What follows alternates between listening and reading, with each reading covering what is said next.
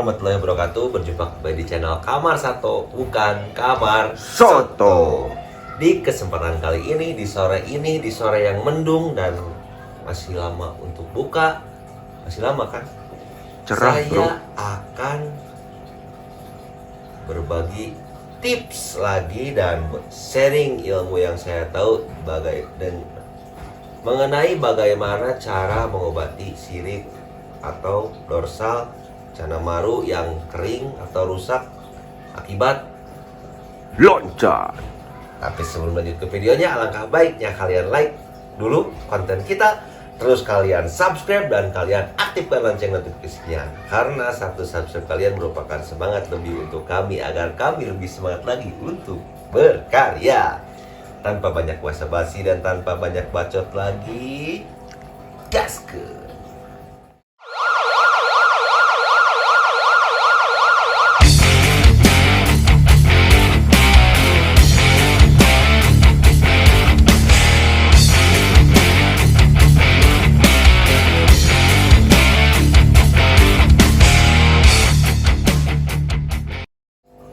Oke guys, jadi sebelumnya saya minta maaf, saya itu kurang konsentrasi.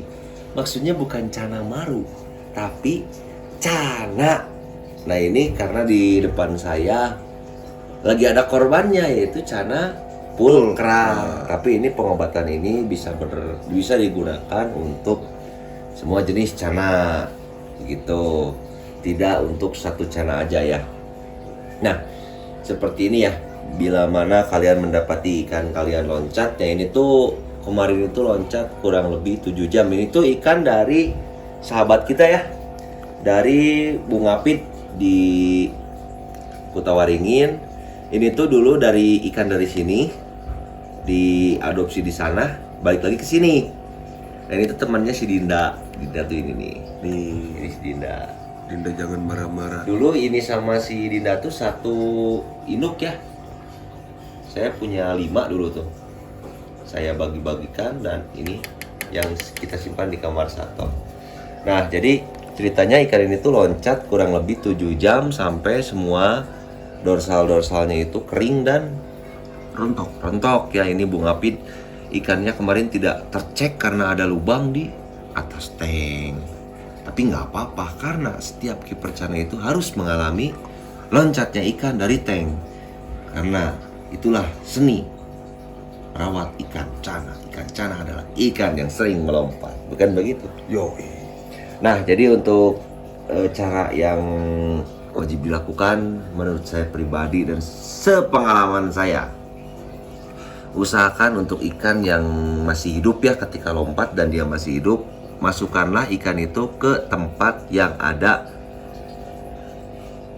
sirkulasinya, seperti kita menggunakan aerator atau menggunakan filter. Tapi lebih diutamakan kita gunakan aerator. Kebanyakan kan untuk ikan yang udah setengah kering itu dia nggak bisa bergerak ya, dan kita bisa kasih air sedikit. Ikan kan sudah istilahnya tanpa daksa ya, ikannya kita pegang, lalu aeratornya kita simpan di bagian bawah insang ya, sampai dengan ikan itu ada perubahan sampai ikannya mau bergerak lagi. Dan biasanya mudah-mudahan dan apabila masih ada rezekinya, ikan itu akan hidup. Dan di kamar Sato alhamdulillah setiap ikan yang loncat melakukan cara itu masih ketolong ya. Itu cara yang pertama. Hal yang pertama harus kalian lakukan yaitu memberikan oksigen, berarti ya, memberikan udara tambahan untuk ikannya, karena ikannya udah terlalu lama dihidup di darat. Nah, untuk cara yang kedua, misal setelah ikan itu mulai mau bergerak, kalian jangan cabut aeratornya. Biarin aja dengan posisi air yang masih pendek. Nah, kenapa harus pendek? Coba kenapa? Biar tidak dalam. Nah, betul. Itu alasannya juga, agar tidak dalam atau ikan lebih mudah mengambil napas ke permukaan air. Jadi ikan itu nggak capek, kan dia itu lagi lemah. Jadi usahakan dia jangan dicapek-capek dulu lah itu. Dan untuk cara yang ketiga, apabila ada air ketapang atau ekstra ketapang, atau kalau nggak ada akrip lapin bebas lah ya itu mah. Tapi sih lebih enak mah kalau ada ya akrip lapin aja, kasih akrip lapin di air yang kalian pakai untuk mengobatinya. Karena kan kita nggak tahu ya untuk lukanya itu seperti apa dan lukanya ada di mana aja. Bahkan ikan ini tuh sempat mogok makan sampai 2 hari apa 3 hari gitu kemarin tuh ceritanya tuh. Dan untuk posisi dorsal bawah itu full hancur ya. Dayungnya juga tinggal setengah-setengah. Ini yang masih bagus cuma dorsal atas aja ya. Iya. Ekor juga, Tapi juga tukung. nggak apa-apa sih. Emang ini saya juga suka karena untuk ikan ini sendiri dari apitnya udah keren ya. Dari yellow spot dia tuh, yellow spot, black dot, warna juga udah mulai mewah. Cuman namanya ikan cana yang meloncat itu udah jadi hal yang wajar lah ya, nggak apa-apa, itu namanya insiden.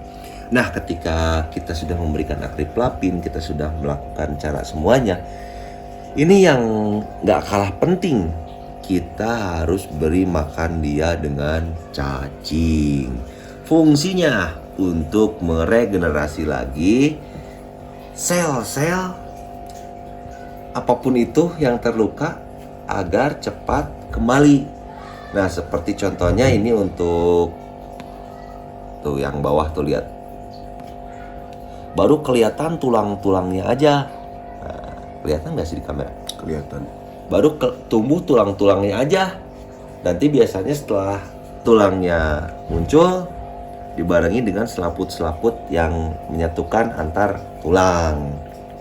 Itu sih yang paling penting. Setelah itu kalian puspakan cacing. Jadi ketika pengobatan itu kan ini ikan kelihatan sekarang tuh lebih gemoy ya, lebih daripada si Dinda gitu ya.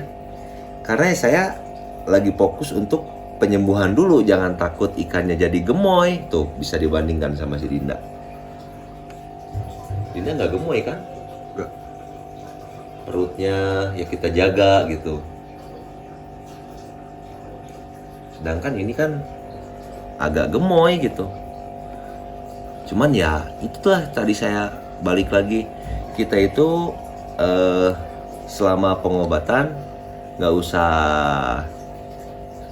takut ikan kita jadi gendut, karena ya emang lagi harus di push ya, harus benar-benar dikasih makan yang baik, kualitas air yang baik juga, begitulah.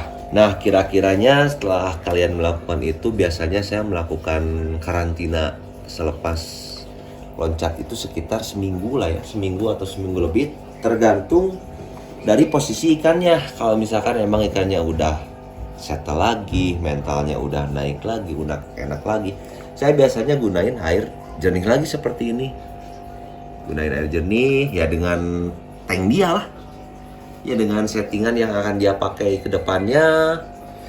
Terus pakan, tapi sebelum semuanya rapi dan semuanya enak, pasti saya gunain cacing, pasti ya itu. Cacing tanah. Masih menggunakan cacing tanah. Terus apalagi ya yang nggak kalah pentingnya? Ditutup lagi. Wajib itu, wajib. Karena kalau kita nggak ditutup, sama aja kita mengobati yang akan terluka lagi gitu. Jadi ya beginilah.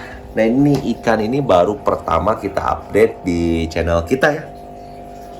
Sebetulnya si Dindanya juga temennya ini jarang ya kita update ya, soalnya kita gimana ya, untuk duap ini kan namanya duap tuh jadi lebih fokusnya di auranti gitu. Karena pulkra ini ya kita ngerasanya ini biasa aja gitu. Tuh nggak belum kita belum apa namanya tuh, menemukan kepuasan ketika kita merawat ikan-ikan selain ikan dwarf auranti gitu. Tuh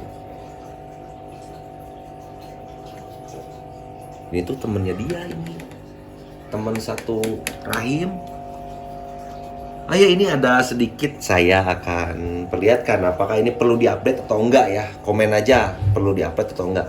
Ini perkembangan pulkra yang dulu ada di posisi si home tank dan sekarang sudah di single tank ini, lihat ke bawah dikit. Ini salah satu pulkra baby yang size-nya masih segede Kelingking. Nah ini update jangan. Nih. Tuh, kalau misalkan emang kalian mau diupdate, nanti kita buatkan juga kontennya. Kalau enggak ya nanti aja lah setelah semuanya kelar ya. Paling untuk konten kali ini segitu dulu aja lah. Dan yang terpenting itu kalian tetap sehat, kalian tetap banyak rezeki, kalian juga jangan lupa tersenyum. Tapi kalau tersenyum jangan kebanyakan juga. Tetap di channel Kamar Sato, bukan Kamar Soto.